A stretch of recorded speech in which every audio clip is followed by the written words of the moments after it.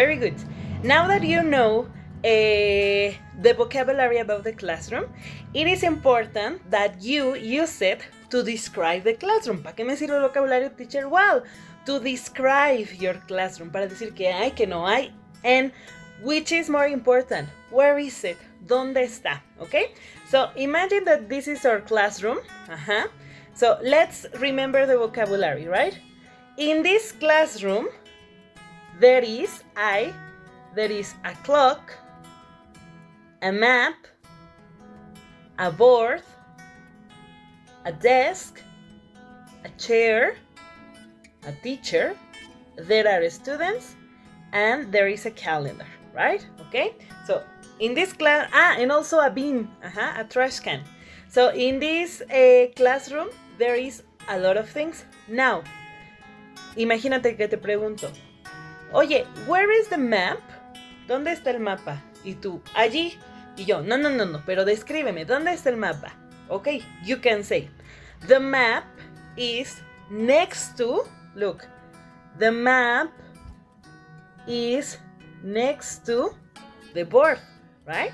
The map is next to the board. ¿Te acuerdas que era next to?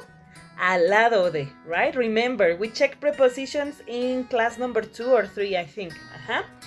Or also, you can say, the map is between, the map is between the board and the clock. ¿Qué quiere decir between entonces? Entre, right? So we have next to, between, okay? Good. Now, imagine that I ask you, where are the students? ¿Dónde están los estudiantes? Where are the students?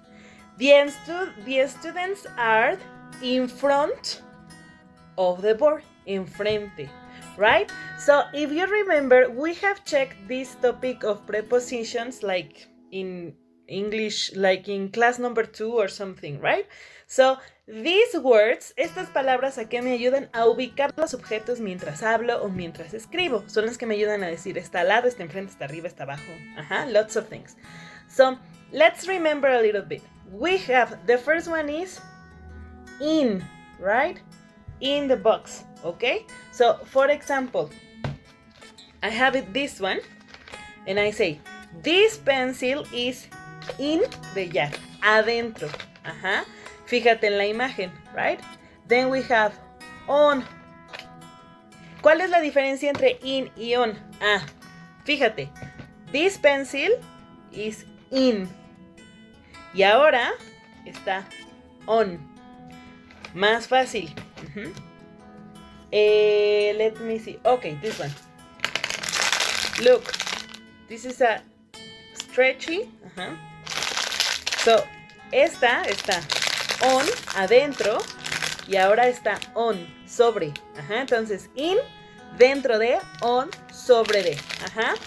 Then we have under. Debajo.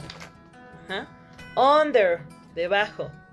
Next to, al lado. Between. I can say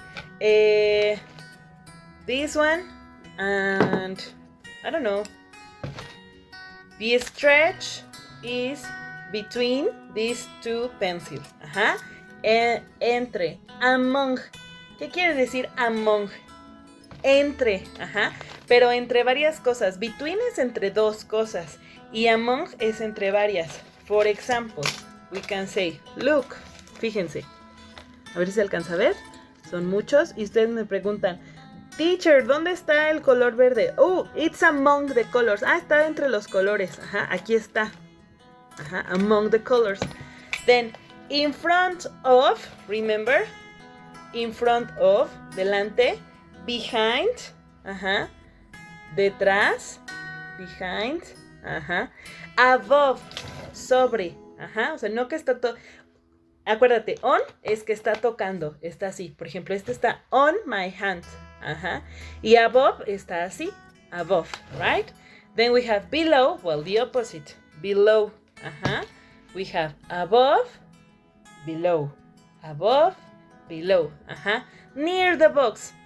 Cerca. Ajá, cerca. Está como por aquí. No tiene que estar enfrente, atrás, arriba, está cerca. Y luego tengo el contrario, far, lejos. Ajá. So, please, remember these prepositions because you are going to use it to describe the classroom, okay? Now, for you to remember, it is time to go to Schoology, please. And, let's see. You have to make this exercise, please. Let me see. Partial 3, class 14. This one, prepositions of place, okay? And when you are ready, you can come back to the